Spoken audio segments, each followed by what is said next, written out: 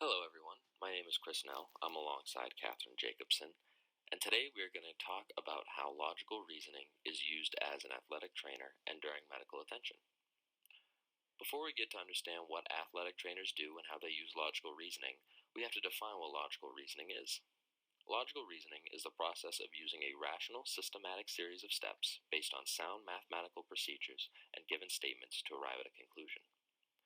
Catherine, now that we know what logical reasoning is, what are athletic trainers and what do they do?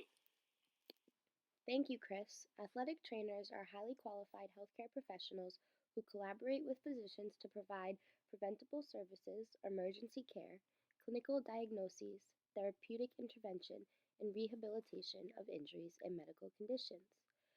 Athletic trainers use logic every day when diagnosing injuries and or coming up with the most practical rehab plan for their players. Athletic trainers do a lot of work both on and off the field. They work to meet the player's needs before, during, and after a game. Athletic trainers help with stretching, taping, assessing injuries, or helping a player rehab after a game. But Catherine, when a player gets injured, what do athletic trainers do to help? This is when logic really comes into play here. After athletic trainers have assessed an injury, they must follow general rules and procedures to infer what the next step should be. Inference is one of the most important logical tools a medical professional can use when diagnosing an injury, especially on the field. They have to gather all the information they can while assessing the injury and trying to figure out what's wrong.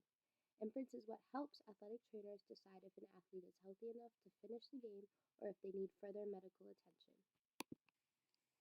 Once inferring is done, athletic trainers then work with physicians to help improve the situation. They would decide what to do with the player, whether it be sending them to the emergency room, getting an x-ray or CAT scan, or if they just need physical therapy. So once the athletic trainer decides what to do with the player, then what happens next, Catherine? Without logical reasoning, an athletic trainer wouldn't be able to do what they do on an everyday basis. Even if athletic trainers follow standards and procedures, they still have to be able to logically model and explain their actions. Without logical reasoning, they would not be able to explain why they did what they did to help the player, let alone figure out what was wrong with the player in the first place. Without logical reasoning, a lot of things in life would be a lot more complicated, especially athletic training.